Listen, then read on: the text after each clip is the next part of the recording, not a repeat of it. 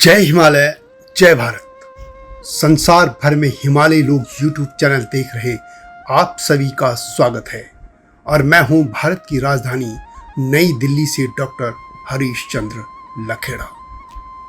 भारत में खोजी पत्रकारिता के जनक माने जाने वाले अरुण शौरी का नाम आपने सुना ही होगा, जो इंडियन एक्सप्रेस के संपादक रहे और अटल बिहारी वाजपेयी की सरकार में मंत्री भी रहे। उनकी लिखी पुस्तकों में एक पुस्तक है eminent historians, their technology, their line, their fraud, जिसका हिंदी में अनुवाद होता है प्रख्यात इतिहासकार, उनकी तकनीक, उनका मार्ग, उनका धोखा। इस पुस्तक का एक लेख लगभग एक दशक पहले इंडियन एक्सप्रेस में छपा था और आज यह सोशल मीडिया के कई प्लेटफॉर्म पर उपलब्ध है। इस लेख का शीर्षक है नालंदा में कैसे रचा गया इतिहास। यह लेख मैं सभार प्रस्तुत कर रहा हूं। यह लेख नालंदा विश्वविद्यालय के विध्वंस को लेकर मार्क्सवादी इतिहासकारों की हरकतों और धोखे का पर्दाफाश करता है, जिन्होंने किस तरीके से मिथकों को जोड़कर एक ऐसा इतिहास रच दिया कि नालंदा के विध्वंस के लिए मुस्लिम आक्रांता बख्तियार खिलजी को पाक साफ घोषित करने के साथ ही इसका सारा दोष ब्राह्मणों के माथे मढ़ने का षड्यंत्र रचा। इस बारे में जब तक मैं आगे बढ़ूं, आपसे विनम्र अनुरोध है कि इस चैनल को सब्सक्राइब अवश्य कर दीजिए, जिन्होंने अब तक ऐसा नहीं किया है। एक बात और बता दूं कि मेरी पत्रकारिता का शुभारंभ इंडियन एक्सप्रेस ग्रुप के जनसत्ता समाचार पत्र से ही हुआ है। तो अब बात करते हैं वरिष्ठ पत्रकार अरुण शौरी के उस लेख की। अरुण शौरी अपनी पुस्तक में लिखते हैं कि इस संक्षिप्त पुस्तक में भी मार्क्सवादी इतिहासकारों के बारे में जो कुछ हमने देखा है, उसे देखते हुए झूठ की हद तक बेशर्मी से की गई विकृतियां मुझे आश्चर्यचकित नहीं करती हैं। तो अब बात करते हैं उस लेख की। 16वीं-17वीं सदी के तिब्बती इतिहासकार तारानाथ ने नालंदा विश्वविद्यालय को ज्ञान की खान, गौरवशाली नालंदा कहा था, जिस पर इतिहासकार इत्सिंग विश्वविद्यालय में थे। उस समय वहाँ 3700 भिक्षु थे। इस पूरे परिसर में करीब 10,000 निवासी थे। विश्वविद्यालय की इमारतें उतनी शानदार और व्यापक थी जितनी कि वहाँ स्थित शिक्षा। जब खुदाई शुरू हुई तो अकेले मुख्य टीला करीब 1400 फीट गुणा 400 फीट का था।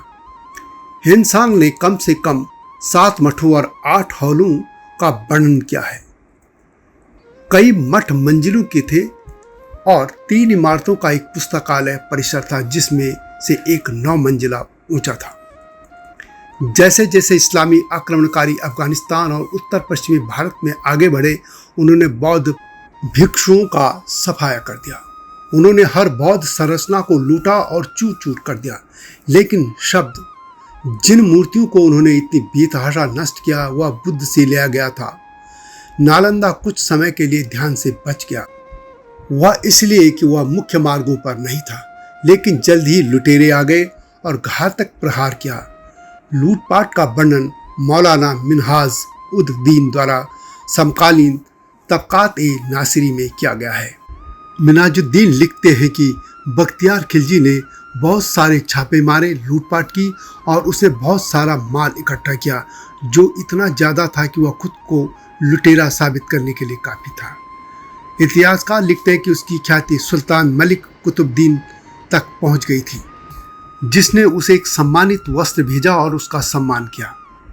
अपनी ऊंची दीवार और बड़ी इमारतों के साथ नालंदा इख्तियार अल उद्दीन मोहम्मद बख्तियार खिलजी और उसकी सेना को एक अच्छी तरह से सुसज्जित किले की तरह लगा। वह 200 घुड़सवारों के साथ आगे बढ़ा और अचानक उस जगह पर हमला कर दिया। मिन्हाजुद्दीन आगे कहते हैं, उस जगह के ज़्यादातर निवासी ब्राह्मण थे और उन सभी ब्राह्मणों के सिर मुंडे हुए थे और वे सब मारे गए। वहाँ बहुत सारी किताबें थी और जब ये सारी किताबें मुसलमानों की नज़र में आई तो उन्होंने बहुत से हिंदुओं को बुलाया ताकि वो उन किताबों के महत्व के बारे में जानकारी दे सके, लेकिन सभी हिंदू मारे जा चुके थे। किताबों की विषय वस्तु से परिचित होने पर पता चला कि वह पूरा किला और शहर एक कॉलेज था और हिंदू भाषा में कॉलेज को बिहार या विहार कहते हैं। मिनहाजुद्दीन ने संभवतः बौद्ध भिक्षुओं को ब्राह्मण इसलिए लिखा क्योंकि उनके सिर भी मुंडे होते थे और कपड़े वे भी भगवा धारण करते थे। मिनहाजुद्दीन ने बताया जब वह जीत हासिल हुई तो मोहम्मद ए बख्तियार भारी लूट के साथ लौटा और उदार सुल्तान कुतुबुद्दीन ए बक के सामने आया और उसे सम्मान और प्रतिष्ठा मिली। इतना सम्मान कि दरबार के अन्य रईस ईर्ष्यालु हो गए। यह सब 1197 के आसपास हुआ।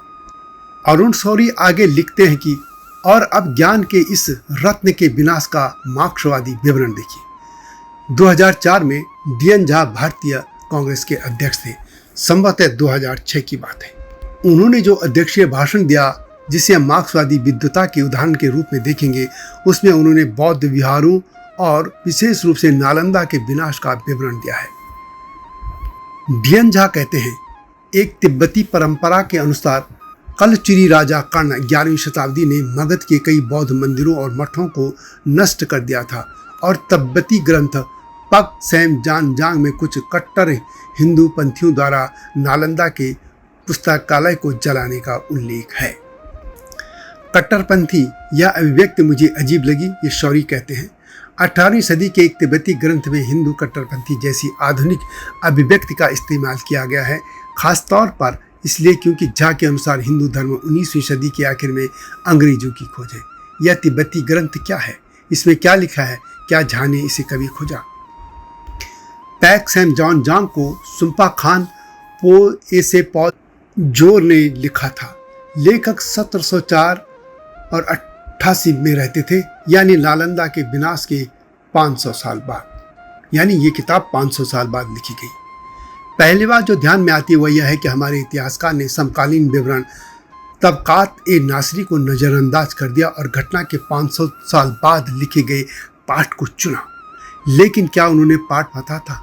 क्या कोई स्वाभिमानी मार्क्सवादी उसमें लिखी बातों पर विश्वास कर सकता है? पग सैम जॉन जांग के अनुवादक और संपादक शरद चंद्र दास ने नालंदा के विनाश का विवरण इस प्रकार दिया है। वे लिखते हैं जब नालंदा में उनके यानी मगध के राजा के मंत्री कुकता सिद्ध द्वारा बनाए गए मंदिर में धार्मिक उपदेश दिया जा रहा था तो कुछ युवा भिक्षुओं ने 2 तीर्थिका भिखारियों पर धोने का पानी फेंक दिया।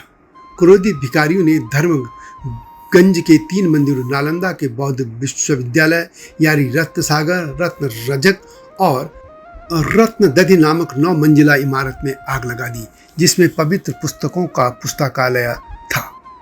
अरुण शौरी सवाल उठाते हैं कि क्या 2 भिखारी उस विशाल परिसर की एक इमारत से दूसरी इमारत तक जा सकते हैं और सभी भिक्षुओं की उपस्थिति में उस पूरे विशाल बिखरे हुए परिसर को जला सकते हैं? यह लेख काफ़ी बड़ा है लेकिन मैं सिर्फ इसी संदर्भ को लूँगा।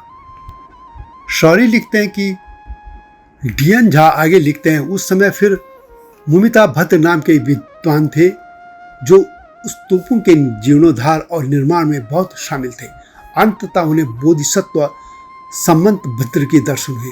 वे बोधिसत्व सम्मत भद्र के वस्त्र को पकड़कर ल्यूल पहुंचे और वहां उन्होंने संवेदनशील प्राणियों और धर्म के कल्याण में महान योगदान दिया।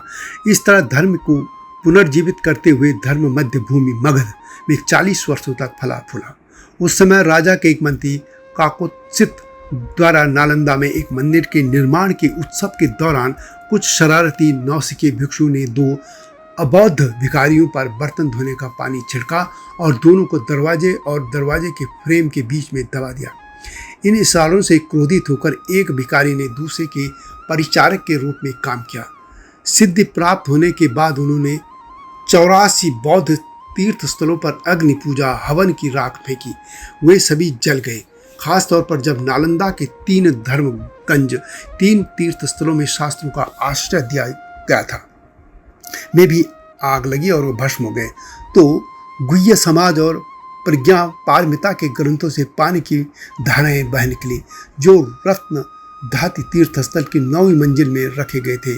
इससे कई शास्त्र बच गए। बाद में राजा से दंड के डर से दोनों भिखारी उत्तर में हसामा भाग गए। हालांकि दोनों की मृत्यु आत्मदाह के कारण ही जो अपने आप हुआ। अरुण शौरी लिखते हैं कि निश्चित रूप से कोई भी आत्मसम्मान रखने वाला मार्क्सवादी अपने वृत्तांत को केवल एक चमत्कार सिद्धियां प्राप्त करना और संरचनाओं पर अग्नि की वर्षा करना पर आधारित नहीं कर सकता, बल्कि दो चमत्कारों पर आधारित कर सकता है, क्योंकि हमारे पास शास्त्रों से बहने वाली जल की धाराएं भी हैं। लेकिन हम बेवजह तनाव में रहते हैं। झा के व्याख्यान में ही एक सुराग है। वह तिब्बती पाठ का हवाला नहीं देते, वह वही कहते हैं जो मार्क्सवादी करते हैं। वह तिब्बती पाठ का हवाला देते हुए दूसरे मार्क्सवादी का हवाला देते हैं, यह देखने के लिए कि वह क्या करते हैं। आपको पंक्तियों को ध्यान से पढ़ना चाहिए। हमने झा को यह कहते हुए देखा, यानी डी.एन. झा ने कहा, एक तिब्बती परंपरा के अनुसार कलचुरी राजा कर्ण 11वीं शताब्दी ने मगध में कई बौद्ध मंदिरों को और मठों को नष्ट कर दिया था और तिब्बती ग्रंथ पक सेम जॉन जंग में कुछ हिंदू कट्टरपंथियों द्वारा नालंदा के पुस्तकालय को जलाने का उल्लेख है। झा ने अपने प्रमाण के तौर पर B.N.S. यादव की किताब society and culture in northern India in the 12th century का हवाला दिया है। यादव ने खुद क्या लिखा है, यह इस प्रकार है। इसके अलावा तिब्बती परंपरा हमें बताती है कि कलचुरी कर्ण 11वीं सदी ने मगध में कई बौद्ध मंदिरों और मठों को नष्ट कर दिया था। झा ने स्पष्ट रूप से यादव द्वारा लिखे गए शब्दों को शब्दशः उठाया है। कम से कम वे अपने स्रोत के प्रति वफादार रहे हैं। लेकिन अगले ही वाक्य में यादव ने कहा था, यह कहना बहुत मुश्किल है कि यह विवरण कितना सही हो सकता है। वही शब्द दिनेश झा ने सुविधाजनक रूप से छोड़ दिया। यादव ने आगे कहा, हालांकि हमें उत्पीड़न के कुछ अन्य संदर्भ भी मिलते हैं। उन्होंने 2 शिलालेखों और पौराणिक संदर्भ का हवाला दिया और फिर तिब्बती पाठ पर आए। याद करें कि झा ने इस पाठ के बारे में क्या कहा था। और तिब्बती पाठ पैक सैम जान जोंग में कुछ हिंदू कट्टरपंथियों द्वारा नालंदा के पुस्तकालय को जलाने की परंपरा है। अब ये समझ लीजिए कि पहला जो विवरण है उसमें 2 भिखारी आते हैं, लेकिन यहाँ पे हिंदू कट्टरपंथी लिख दिया गया है। शौरी लिखते हैं कि संक्षेप में कहें तो नालंदा के विनाश के 500 साल बाद लिखा गया एक तिब्बती पाठ है। शरत चंद्र दास ने इस पर टिप्पणी की है और अपनी अनुक्रमणिका में पाठ के एक अंश का अंग्रेजी में सारांश शामिल है। सारांश में स्वाभाविक रूप से मूल रूप अंश के महत्वपूर्ण घटक छूट गए हैं। यादव जिन्होंने एक किताब लिखी, वे केवल अनुक्रमणिका में दिए सारांश में को देखते हैं। गैर बौद्ध भिखारी हिंदू कट्टरपंथी बन जाते हैं। यादव ने लिखा कि यह विवरण एक संदेहास्पद परंपरा पर आधारित है, जबकि झा ने उनकी किताब का जो रेफरेंस लिया था अपने वक्तव्य में, उसमें जब झा ने संदिग्ध शब्द लिखा था तो झा ने उसको छोड़ दिया। हमारे पास भारतीय इतिहास कांग्रेस में अध्यक्षीय भाषण है, यानी ये जो झा थे ये भारतीय इतिहास कांग्रेस का अध्यक्षीय भाषण दे रहे थे। और तब आपको मालूम है कि कांग्रेस के ज़माने में पूरे जो शैक्षणिक संस्थान थे उसमें वामपंथी और ख़ास तौर पर मार्क्सवादियों का कब्जा रहा है। यह मैं बोल रहा हूँ न कि शौरी का शब्द, ये नहीं, ये मेरे शब्द हैं। शौरी आज ये लिखते हैं कि संस्कृत पुस्तक में मार्क्सवादी इतिहासकारों के बारे में जो कुछ हमने देखा उसे देखते हुए झूठ की हद तक उनकी बेशर्मी से की गई विकृतियाँ मुझे आश्चर्यचकित नहीं करती। मुझे आश्चर्य इस बात पर हुआ कि किसी ने भी न तो उस स्रोत को देखा जिसका हवाला झा ने दिया था और न पाठ को ही। वस्तु अपने खंड के समापन में यादव ने कहा था, इसमें कोई संदेह नहीं कि तुर्कों के आक्रमणों से बौद्ध धर्मों को बहुत झटका लगा, जिसके कारण मगध और बंगाल के प्रसिद्ध बौद्ध मठों को नष्ट कर दिया गया और उन्हें छोड़ दिया गया। कई बौद्ध विद्वान तिब्बत और नेपाल भाग गए। यह 28 जून 2014 को इंडियन एक्सप्रेस में छपा था। जैसा कि मैंने पहले भी कहा कि अरुण शौरी इंडियन एक्सप्रेस के संपादक रह चुके हैं। वे राज्यसभा में भी रहे और अटल सरकार में वे मंत्री भी थे। यह लेख इंडियन एक्सप्रेस ने उनकी पुस्तक प्रख्यात इतिहासकार, उनकी तकनीक, उनकी लाइन, उनकी धोखाधड़ी से लिया था और आज यह सोशल मीडिया के कई प्लेटफॉर्म पर उपलब्ध है। आपको याद होगा कि जब कांग्रेस का विभाजन हुआ था तो इंदिरा गांधी को अपनी सरकार को समर्थन के लिए कम्युनिस्टों की जरूरत पड़ी थी, खासतौर पर भारतीय कम्युनिस्ट पार्टी। लेकिन उसी कालखंड के बाद ही कम्युनिस्टों का कांग्रेस के साथ दोस्ती हो गई और उन्होंने अधिकतर शैक्षणिक संस्थानों को कब्जा लिया था। इतिहास कांग्रेस भी उनके हिस्से में था। उन्होंने भारत के इतिहास को अपने हिसाब से लिखना शुरू कर दिया, जिसमें इस तरह की धोखाधड़ी की गई। वामपंथी इन इतिहासकारों का पूरा जीवन मुगलों ने इसको काटा उसको काटा, उनके हरम आदि को लिखने में ही जीवन उनका बीत गया। इसीलिए वामपंथियों के लिखे इतिहास से आज पूरा भारत नाराज है, गुस्से में है। इसलिए भारत सरकार को चाहिए कि वामपंथियों के लिखे इतिहास का पुनर्मूल्यांकन किया जाए, पुनर्समीक्षा की जाए, और जहां भी इस तरह की धोखाधड़ी की गई है उनको दंडित किया जाना चाहिए। तो यह वह गाथा जहां से नालंदा को तोड़ने का जो मरा सांप है वह बख्तियार खिलजी की बजाय ब्राह्मणों के गले में डालने की कोशिश की गई थी, और यह कोशिश करने वाला भी एक मैथिल ब्राह्मण था। मार्क्सवादी अफीम खाकर इतिहास लिखने वाले बहुत से नाम ऐसे हैं जो कि ब्राह्मण हैं, लेकिन उन्होंने भारतीय इतिहास को मुगलों की प्रशंसा में बदल दिया और असली इतिहास को छुपाने में पूरा जीवन लगा दिया था। यह वीडियो कैसे लगी कमेंट में अवश्य लिखें, और भी इस तरह की सत्य गाथाओं के साथ आपके सामने आऊँगा। चैनल को सब्सक्राइब करना न भूलना। यदि आपको मेरी वीडियो पसंद आ रही तो शेयर भी कीजिए, लाइक भी कीजिए। यह आपसे विनम्र अनुरोध है। आता हूँ जल्दी नई गाथा के साथ, तब तक जय हिमालय, जय भारत। हिमालय पे पेड़ हो तो गीत गाएंगी नदियाँ, गीत गाएंगी नदियाँ। पेड़ों पे चिड़िया है तो गीत गाएंगी नदियाँ, पेड़ों पे चिड़िया है तो गीत गाएंगी नदियाँ। माँ की लोरी जैसे होते हैं नदियों के गीत,